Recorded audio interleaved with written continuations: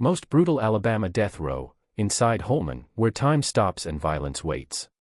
This documentary examines Alabama's most notorious death row, housed at Holman Correctional Facility in Atmore.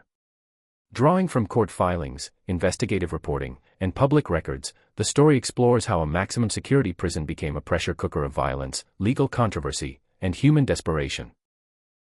Through verified events and clearly marked dramatized composites inspired by real cases, this series follows the crimes that sent men to death row, the system that holds them there, and the moments that turned Holman into a symbol of America's most extreme punishment. They call it death row, but at Holman, death doesn't always come from the execution chamber. Sometimes, it comes in the dark. Sometimes, it comes with a homemade blade. And sometimes, it comes years before the state ever sets an execution date. According to official records, men have been murdered inside Alabama's death row. Locked doors. Armed guards. Concrete walls. The safest place in the prison, until it wasn't. This is Holman Correctional Facility. And this is where Alabama sends men to die. Holman, the place where the clock doesn't move. At the far southern edge of Alabama, just outside the small town of Atmore, there is a prison that does not try to hide what it is. High razor wire coils stretch like steel serpents across the sky. Guard towers stare outward, unmoving, day and night. The air is thick with humidity, and in summer, the heat presses down like a physical weight. In winter, the damp cold crawls into concrete walls and never quite leaves. This is Holman Correctional Facility, home to Alabama's death row. Men who enter Holman know one thing immediately: time works differently here. Days do not move forward. They stack on top of each other. Hours stretch. Years blur. And for those sentenced to death, the future exists only as a question mark written in legal language: pending appeal, execution date stayed, warrant issued. According to Alabama Department of Corrections records, Holman houses some of the state's most dangerous inmates, including those convicted of capital murder. Many are here for crimes involving multiple victims, murders committed during robberies, or killings deemed especially heinous under Alabama law. But the reputation of Holman isn't built solely on the crimes that brought men here. It's built on what happens after they arrive. A prison designed to contain violence, and what happens when it can't. Holman was designed to be a control unit. Death row inmates are supposed to be separated, isolated, and monitored. Movement is restricted. Contact is limited. Security procedures are rigid, at least on paper. According to court filings and federal lawsuits, reality inside the prison has often looked very different. Staffing shortages. Aging infrastructure. Broken locks. Cameras that don't always work. Entire units monitored by too few officers stretched across too many inmates. In multiple sworn statements and investigative reports, correctional officers and incarcerated men alike described long stretches where supervision was minimal, and violence became a matter of timing rather than opportunity. If you knew when guards changed shifts. If you knew which doors didn't seal properly. If you knew how to make a weapon out of metal scraps and patience. Holman didn't just hold men sentenced to die. It held men with nothing left to lose. The weight of a death sentence. Death row is not a single moment, it's a condition. Men on death row at Holman spend most of their lives in small concrete cells. Some reports describe cells no larger than a parking space. Meals are passed through slots. Human contact is limited, often measured in minutes per week. According to mental health evaluations introduced in court proceedings, prolonged isolation has been linked to anxiety, paranoia, rage, and psychological deterioration. For some inmates, the death sentence itself becomes secondary to the daily pressure of confinement. And when pressure builds without release, it looks for cracks. Inside Holman, those cracks have historically taken the form of stabbings, riots, assaults, and, in the most extreme cases, killings committed on death row itself. That fact alone shocks many Americans. Death row is supposed to be the end of the line. Instead, at Holman, it has sometimes been the beginning of something worse. The killing that changed everything. In the early 2010s, according to news reports and Department of Corrections statements, a death row inmate was killed inside Holman Correctional Facility by another condemned man. This is not rumor. This is not prison folklore. This is documented fact. The killing occurred in a unit designed specifically to prevent violence between inmates sentenced to death. Details remain partially sealed or disputed, but multiple sources confirm the essential truth: one man serving a death sentence murdered another before the state could carry out either execution. The weapon was improvised. The attack was sudden. And the response was too late. For Alabama officials, it was a nightmare scenario, proof that even the most controlled environment in the prison system could fail catastrophically. For the men inside Holman, it was confirmation of something they already knew. Death row did not protect them. It merely delayed the inevitable. How does murder happen on death row? The question haunted investigators, reporters, and lawmakers. According to internal reviews and civil rights lawsuits, the answer wasn't simple, but it was damning. In some cases, inmates were allegedly allowed out of their cells simultaneously when they shouldn't have been. In others, security doors malfunctioned. Officers, overwhelmed and understaffed, couldn't maintain constant observation. And then there were the weapons. Despite frequent searches, prisoners found ways to manufacture blades from bed frames, sink fixtures, and even discarded maintenance materials. According to testimony cited in federal complaints, some weapons took weeks to create, hidden piece by piece. Death row inmates were not supposed to have access to each other long enough to plan attacks. But at Holman, according to multiple reports, they sometimes did. The crimes that brought them there. Every man on Alabama's death row was convicted of capital murder, crimes involving aggravating factors defined by state law. Court records describe killings during armed robberies, murders of children, executions of witnesses, murders committed while already incarcerated for violent felonies. These are not petty crimes. These are acts that permanently destroyed lives and families. But inside Holman, those past crimes collide with present conditions, and the result is a volatile mix of fear, dominance, and survival. Some inmates reportedly aligned themselves with others for protection. Some isolated completely.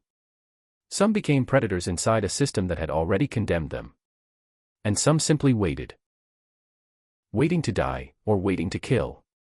According to legal filings, death row inmates can wait decades between sentencing and execution. Appeals win through state and federal courts. Execution methods are challenged. Warrants are issued and stayed. For victims' families, the wait can feel endless. For inmates, it can feel like psychological torture.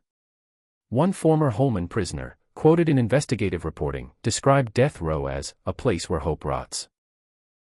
When hope rots, fear grows. And fear, in close quarters, turns into violence. The role of the system. The Alabama Department of Corrections has repeatedly stated that it takes inmate safety seriously and investigates all incidents thoroughly. At the same time, Alabama's prison system has faced years of federal scrutiny over conditions, staffing levels, and violence. In multiple lawsuits, plaintiffs argued that systemic failures created an environment where harm was not just possible, but predictable. Federal judges reviewing these cases used language that cut through legal formality. Substantial risk of serious harm. Deliberate indifference. Systemic failure. These are not words used lightly in court. The execution chamber down the hall. What makes Holman uniquely disturbing is proximity. According to public records, the execution chamber, where Alabama carries out lethal injections, is located inside the same facility as death row housing. Men sleep knowing that executions happen down the hall. They hear the footsteps. They hear the locks. They hear the final movement of a system designed to end life legally. And sometimes, before that system can act, life is taken illegally, by another condemned man. A culture of silence. After the death row killing, official statements were brief. Investigations were announced. Policies were reviewed. But inside Holman, according to advocacy groups and inmate correspondents, fear deepened. Who would be next? Would guards catch it in time? Did the system even care? In prisons, silence is survival. And on death row, silence can be deadly. What comes next?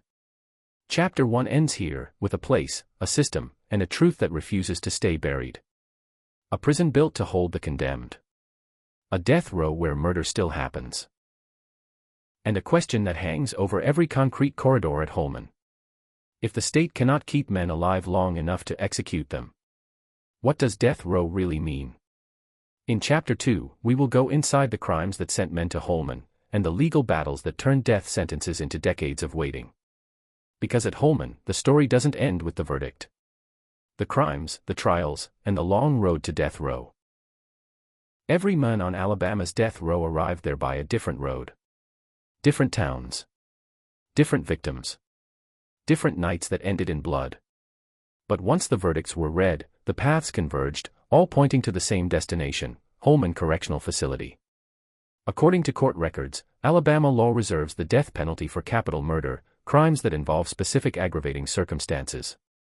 Murder during a robbery. Murder of a child. Murder committed to silence a witness. Murder by someone already serving a life sentence. The legal definition is precise. The human reality is not. A night that still doesn't make sense. In the late 1990s, in a rural Alabama county where violent crime was rare, deputies responded to a call that would haunt the community for decades. A married couple was found dead in their home. Both had been shot at close range. There were no signs of forced entry. No witnesses. No immediate suspects. According to trial transcripts, investigators initially believed the crime was a burglary gone wrong. But nothing of value was missing. Then they found the detail that changed everything. The victims knew their killer. That fact would later become central to the prosecution's theory, and to the defense's argument that the investigation had rushed to judgment. Building a capital case. In Alabama, capital cases are built piece by piece, often over months or years. Detectives reconstruct timelines. Prosecutors consult forensic analysts. Witnesses are interviewed repeatedly, sometimes pressured, sometimes unreliable. According to news reports and appellate opinions, many death row cases hinge on three critical elements. Confessions, sometimes disputed. Circumstantial evidence, sometimes thin. Witness testimony, sometimes contradictory. In the rural double murder case, investigators eventually focused on a former acquaintance of the victims. He had financial problems. He knew the layout of the house. He had no solid alibi.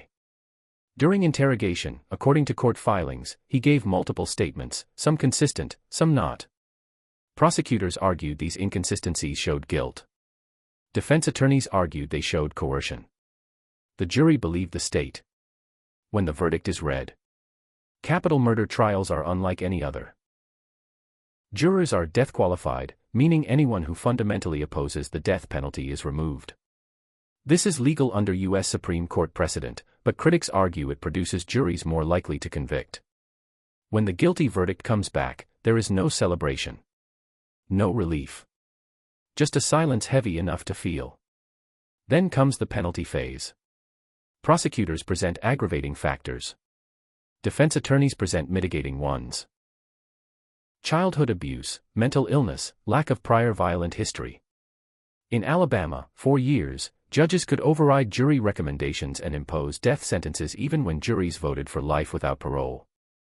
This practice, known as judicial override, was later abolished, but dozens of men on death row were sentenced under the old system. According to the Alabama Supreme Court, those sentences remain legally valid. Once the sentence is pronounced, the defendant is no longer a county inmate. He belongs to the state. The bus rides south. There is no ceremony when condemned men are transferred to Holman. They are shackled. Searched. Loaded onto a bus. Windows covered. Former inmates and attorneys have described the ride as quiet, not because men are calm, but because no one knows what to say. Holman is not introduced gently. Metal gates slam shut behind you. Guards speak in commands, not sentences. Personal property is stripped down to almost nothing. And then there is the cell. Concrete. Steel. A narrow bed. A toilet sink combination bolted to the wall. This is where decades may pass. Appeals, the only clock that matters. Once on death row, life becomes legal. Appeals are filed automatically. Transcripts are reviewed. Errors are alleged. Ineffective assistance of counsel. Improper jury instructions. Withheld evidence. According to appellate rulings, some Alabama death sentences have been overturned due to prosecutorial misconduct or flawed trials. Others have been upheld repeatedly, inching closer to execution. For inmates, hope lives in footnotes. For victims' families, hope lives in finality. When guilt is disputed. Not every man on death row admits guilt. Some maintain innocence for decades. In several high-profile Alabama cases, innocence claims have centered on recanted witness testimony or new forensic analysis. According to investigative journalists, some convictions relied heavily on jailhouse informants, witnesses who testified in exchange for reduced sentences. Courts evaluate these claims cautiously. New evidence must be compelling. Procedural rules are strict. Deadlines are unforgiving. For every man exonerated nationwide, dozens remain on death row insisting the system got it wrong. At Holman, those voices echo down concrete corridors, unheard beyond the wire. Violence doesn't wait for appeals. While lawyers argue in courtrooms hundreds of miles away, life on death row continues, and so does violence. According to incident reports referenced in civil lawsuits, assaults on death row were not isolated events. Some involved fights between inmates. Others involved attacks on staff. And then there were the killings. The murder of a death row inmate by another condemned man sent shockwaves through the legal system. It raised a terrifying question. If the state takes responsibility for a person's life, what happens when that life is taken on the state's watch? The men who killed on death row. The identity of the inmate responsible for the killing has been publicly reported. His conviction for capital murder was already final. He was already facing execution. According to Department of Corrections statements, additional criminal charges were considered, but legally complicated. How do you punish someone already sentenced to die? The killing did not accelerate his execution. It did not change his legal status. It simply added another layer of death to a place already defined by it. Guards caught in the middle. Correctional officers at Holman operate in one of the most dangerous prison environments in the country. According to union statements and sworn testimony, officers have described chronic understaffing, mandatory overtime, and fear of entering units alone. They are tasked with preventing violence among men who have already crossed every moral and legal line society recognizes. Mistakes happen. And on death row, mistakes can be fatal. Families on the outside. Every death row case has two sets of families. The families of the victims. And the families of the condemned. Both suffer. Both wait. Both live with unanswered questions. Victims' relatives attend hearings year after year, reliving the worst day of their lives. Inmates' families watch sons and brothers age behind glass, never knowing when the final call will come. Holman holds more than inmates. It holds grief. The execution that almost happens. Execution dates are announced quietly. Attorneys are notified. Media outlets prepare. Families brace. Then, sometimes, the execution is stayed, hours before it's scheduled to happen. According to court records, Alabama has postponed executions due to pending appeals, issues with lethal injection protocols, or last-minute judicial intervention.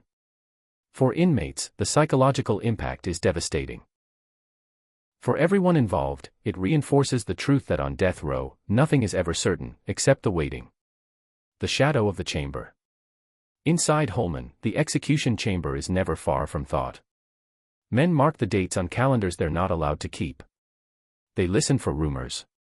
They read legal documents like survival manuals. Some find religion. Some lose their grip on reality. Some grow more dangerous as hope disappears. This is the environment where the unthinkable happened, where one condemned man killed another. And it forces a brutal realization. Death row does not remove violence from society. It concentrates it. What the courts didn't see. Judges see transcripts. Juries see evidence. Appellate courts see procedure. They do not see the daily reality of Holman. They do not see men aging into old age in concrete boxes. They do not hear the fights that break out when tempers snap. They do not smell blood on prison floors. That world exists parallel to the legal one, rarely intersecting, except when something goes catastrophically wrong. End of chapter 2. The crimes that sent men to Holman were brutal. The trials were decisive. The sentences were final, on paper. But inside Alabama's death row, finality is an illusion. In Chapter 3, we go deeper inside Holman itself, into the riots, the executions, and the system now under federal scrutiny. Because the most dangerous part of death row isn't always the men condemned to die. Sometimes, it's the system that put them there. Riots, executions, and the system under the microscope. Holman does not explode all at once. It simmers. Pressure builds slowly, through overcrowded units, broken systems, unanswered grievances, and men who know they will never walk free. When it finally releases, it doesn't look like chaos at first. It looks like inevitability. According to public records, investigative reporting, and federal court filings, Holman Correctional Facility has been the site of some of the most violent and destabilizing incidents in Alabama's modern prison history. Riots. Stabbings. Hostage situations. Botched executions. Federal intervention. Each event treated as isolated. Together, they tell a much darker story.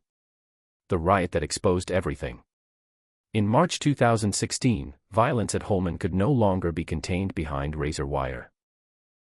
According to official statements and eyewitness accounts reported by national media, a large-scale riot broke out inside the prison. Fires were set. Prison infrastructure was damaged. Inmates took control of multiple areas. Correctional officers were overwhelmed. For hours, Holman was effectively lost. The riot was eventually brought under control, but the aftermath revealed just how fragile the system had become. Units were destroyed. Security measures failed. And the underlying causes, understaffing, overcrowding, and neglect, remained unresolved. Holman wasn't just dangerous for inmates. It was dangerous for everyone. Death row during a riot. Death row units were locked down during the disturbance, but according to later reporting, the fear inside those cells was absolute. Condemned men listened to chaos echo through concrete corridors. They had no information. No way to protect themselves if control collapsed entirely. Some inmates later described believing they would die, not by execution, but by fire or violence. It was a reminder of a truth the system rarely acknowledges. Death row inmates are completely dependent on the state for survival, even before execution. Executions inside Holman. While riots grab headlines, executions happen quietly. Alabama carries out executions at Holman using lethal injection. The protocol has changed over time, but the location remains the same. According to state records, dozens of men have been executed there since capital punishment resumed in Alabama. Each execution follows a script. A warrant is signed. The inmate is moved to a holding cell. Witnesses are seated. Drugs are administered. And yet, multiple executions at Holman have not gone as planned. When the system fails to kill cleanly. In several high-profile cases, executions at Holman were halted or delayed after prolonged attempts to establish intravenous lines. According to court filings and eyewitness accounts from journalists and attorneys, some inmates were subjected to hours of failed fore insertions before the execution was called off. In one case, the execution was halted after midnight, the legal cutoff, because staff could not access the inmate's veins in time. The state later acknowledged procedural problems. Civil rights attorneys argued these incidents amounted to cruel and unusual punishment. The courts allowed executions to continue. Holman remained Alabama's execution site. The psychological toll on everyone. Executions do not only affect the condemned. Correctional officers assigned to execution duty have described lasting trauma. Medical staff have raised ethical concerns. Witnesses leave shaken. And for death row inmates who remain alive, each execution is a warning.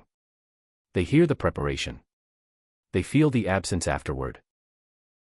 They know their turn may come next. According to mental health experts cited in litigation, repeated exposure to executions can exacerbate anxiety disorders, depression, and suicidal ideation among death row populations. At Holman, death is not an abstract concept. It is scheduled. Federal eyes on Alabama. By the late 2010s, Alabama's prison system could no longer avoid national scrutiny. The United States Department of Justice launched a civil investigation into Alabama's prisons, including Holman. The findings were severe. According to the DOJ's report, Alabama prisons exhibited a pattern of excessive violence, unsafe conditions, and systemic failures that violated the constitutional rights of inmates. Holman was repeatedly cited as an example of these failures. The report described chronic understaffing, inadequate supervision, failure to prevent inmate-on-inmate violence, unsafe living conditions. The language was unmistakable. This was not a series of accidents. This was a system in crisis. The state pushes back. Alabama officials disputed aspects of the DOJ's findings, arguing that reforms were underway and that federal intervention overstepped its authority. Court battles followed. Consent decrees were negotiated. Deadlines were set. Promises were made. But inside Holman, change came slowly. According to advocacy groups and subsequent filings, violence continued. Staffing shortages persisted. Death row remained isolated, tense, and unpredictable. The men still waiting. As of recent public reporting, dozens of men remain on Alabama's death row at Holman. Some have exhausted appeals. Some still fight in court. Some are elderly. Some suffer from serious mental illness. All live with uncertainty. They do not know when the state will seek their execution. They do not know if violence will erupt around them. They do not know if the system will protect them or fail again. Victims' families and the cost of delay. For families of murder victims, Holman represents something else entirely. Justice delayed can feel like justice denied. Many families have waited decades for executions that were promised by verdicts long ago. Each delay reopens wounds. Each legal filing restarts grief. Some support the death penalty. Some no longer do. All are trapped in the same slow-moving process. Holman holds their pain too. A prison that reflects a nation. Holman Correctional Facility is not unique, but it is extreme. It reflects the contradictions of American capital punishment. A system designed to be orderly and humane. Operating within institutions plagued by disorder and violence. A punishment meant to deliver finality. Administered through decades of uncertainty. A facility meant to control the most dangerous individuals. Struggling to control itself. The unanswered question. After the death row killing, after the riot, after the federal investigation, one question remains unresolved. What is death row supposed to be? A place of punishment. A place of containment. A place of execution. At Holman, it has become all three, and none of them reliably. Men die there before the state kills them. Others wait so long they grow old in concrete cells. Violence persists despite the harshest sentences available under law. Final words. Holman is not just a prison. It is a mirror. A mirror reflecting how far a system can stretch before it breaks. A mirror reflecting the cost of punishment without rehabilitation. A mirror reflecting what happens when society chooses death, but cannot control it. Behind razor wire in southern Alabama, time still doesn't move. It only waits. And so do the men on death row. End of documentary. This story is a dramatized adaptation inspired by real events. Some names, places, and details have been changed for privacy. Holman Correctional Facility was built to be the end of the line. A place where the state exerts absolute control. Where verdicts are final. Where society believes danger is contained behind concrete and steel. But the truth, documented in court records, federal investigations, and decades of reporting, is far more complicated. Because Holman didn't just contain violence. It absorbed it. Stored it. And, at times, let it explode. Men sentenced to die waited for decades, suspended between life and execution. Some aged into old men in concrete cells. Some lost their sanity in isolation. Some never lived long enough for the state to carry out their sentence, killed not by law, but by other condemned men. The crimes that brought them there were brutal. The pain inflicted on victims and families was permanent. Nothing about that is disputed. But what happens after the verdict is rarely seen. Behind the razor wire, a system struggled to function under its own weight. Understaffed units. Broken infrastructure. Procedures that failed when they mattered most. When riots erupted, Holman revealed how thin the line of control really was. When executions went wrong, it exposed the human cost of a process designed to be clinical and precise. When the federal government stepped in, it confirmed what inmates, guards, and families had been saying for years: something was fundamentally broken. And yet, Holman still stands. Executions still happen. Death sentences are still handed down. Men still wait. For victims' families, the wait is a wound that never closes. Justice delayed becomes justice relived. Over and over again in courtrooms, hearings, and headlines. For the condemned, the wait becomes a different kind of sentence. One measured not in years, but in uncertainty. Not knowing when the state will come. Not knowing if violence will come first. Holman exists at the intersection of punishment and responsibility. If the state claims the right to take a life, it also claims the duty to protect it, until that sentence is carried out. When that duty fails, the question isn't just about prisons. It's about who we are. What we accept. And what we look away from. Because death row is not a place outside society. It is a product of it. Every policy decision. Every budget cut. Every political promise about being tough on crime. All of it ends up here, behind locked doors, far from public view. Holman is where certainty goes to die slowly. Where time stops moving forward. Where the final punishment reveals its highest cost. And long after the headlines fade.